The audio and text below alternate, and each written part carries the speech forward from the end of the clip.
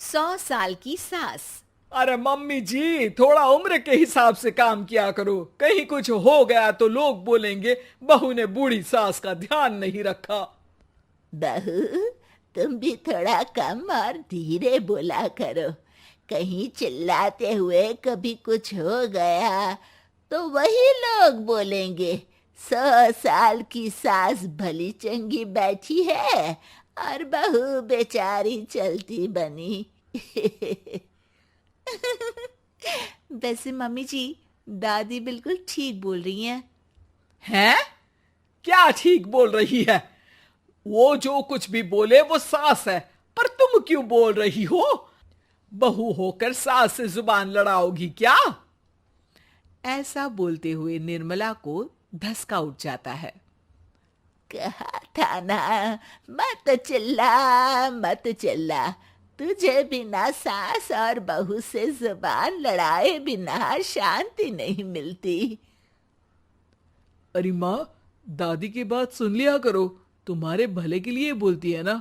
अरे कोई भला नहीं, इन्हें बस मुझे परेशान और शो ऑफ करने का शौक है। हाँ। चल झूठी। इस परिवार में 3 पीढ़ी की औरतें रहती है, जिनका हर समय कोई ना कोई अलग ड्रामा चलता ही रहता है, जिससे और किसी का पता नहीं, लेकिन सूरज बहुत परेशान रहता है। माँ, पियाली और दादी, आप तीनों के पास एक दूसरे को सास बहू वाले ताने देने के अलावा कुछ काम हो या नहीं, पर मेरे पास जरूर है। इसीलिए पियाली, जरा लंच ले आओ, मुझे ऑफिस भी जाना होता है। इस पर पियाली सूरज को लंच देती है और वो ऑफिस चला जाता है, जिसके बाद तीनों एक बार फिर अपनी बातों या कह लो कि नोक-झोंक में लग जाती हैं। इसी में दिन बीत जाता है। रात को सूरज के साथ उसके दोस्त भी खाने पर आते हैं। पियाली, मेरे कुछ दोस्त आए हैं। सॉरी, अचानक प्लान बना तो बता नहीं पाया। तुम जल्दी से डिनर बना दो ना। अरे वाह रे आलसी माँ की आलसी बेटी, पहले बिना बताए दोस्तों को घर ले आओ, फिर बोलो जल्दी से डिनर बना दो। इतनी जल्दी है तो खुद बना लो। अरे माता, सब बाद में दिखा देना, अभी खाना बना दो ना प्लीज। ऐसा बोल के सूरज दोस्तों के पास जाकर बैठ जाता है और पियाली डिनर की टेंशन में अपनी सास के पास पहुंच जाती है, जो अपने कमरे में आराम कर रही होती है।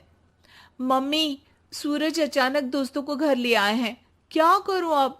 कुछ ऐसा बताओ ना जो जल्दी बन जाए और सर्व करते हुए भी अच्छा लगे। अरे रेस्टोरेंट से मंगा ले, दोबारा परेशान मत करना, सोने दे मुझे। इतने में दादी सास भी वहां आ जाती हैं। वाह, आलसी का आइडिया भी उसी की तरह बेकार है। कोरोना में बाहर से खाना मंगाएंगे। बहू, तुम सो ही जाओ, वही काम अच्छे से कर सकती हो। चल पियाली, मैं बताती हूँ क्या करना है। इस पर दादी सास पियाली के साथ मिलकर सारे मेहमानों के लिए खाना बनाती है, जिससे उन्हें ज्यादा मेहनत भी नहीं करनी पड़ती और सबका पेट भी भर जाता है। दादी के इस आइडिया से पियाली और सूरज बहुत इम्प्रेस हो जाते हैं। दादी, क्या यही खाना आपकी इस उम्र में इतना एक्टिव रहने और एंडलेस लाइफ का राज है? वैसे दादी ने आज तक राज किसी को बताया नहीं। इन्होंने ससुर जी तक को नहीं बताया, तभी तो वो ऊपर पहुंच गए और ये अभी तक यही है। तेरी सास मेरे ऊपर पहुंचने का ही इंतजार कर रही है, पर इस आलसी का ये सपना पूरा नहीं होने वाला। क्यों जी, अमर होने का वरदान लेकर आई हो क्या?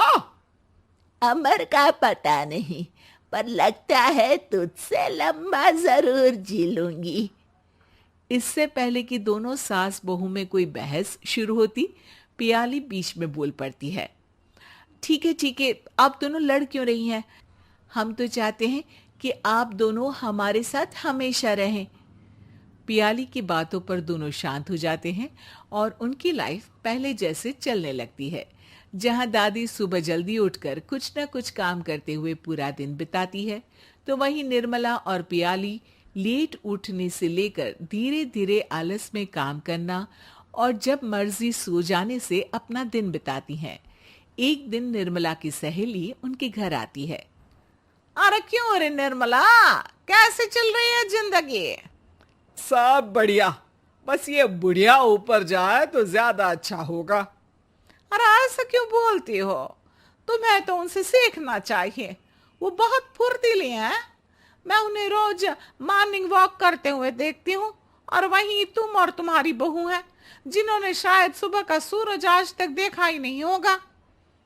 सहेली की बात सुनते ही निर्मला भड़क कर चिल्लाते हुए पियाली और अपनी सास को वहां बुलाती है, जिनके साथ सूरज भी वहां आ जाता है और ये सब देख सहेली वहां से चली जाती है। अरे सासू माँ, आपको हमसे क्या दिक्कत है? अब तो मेरी सहेलियां भी आपकी वजह से मुझे ताने देने लगी है। मम्मी जी, कुछ तो लोग कहेंगे, लोगों का काम है कहना, आप इग्नोर करो ना। अच्छा, वैसे महारानी, वो तुम्हें भी वही सब बोल रही थी? है? मैंने क्या किया? अरे किलस क्यों रही हो? अब तो समझो और अपना लाइफस्टाइल सुधारो। ओ मोरी मैया, अब हमारा लाइफस्टाइल भी खराब हो गया क्या? आपका तो हाई फाई है ना, बस उतना ही ठीक है। तुम लोग हमेशा पूछते हो ना कि मेरी इस उम्र और अभी भी इतने एक्टिव रहने का राज क्या है, तो वो ये लाइफ स्टाइल ही है, जिसे हाई फाई नहीं पर सिंपल कहते हैं। दादी, अब कहना क्या चाहती हो?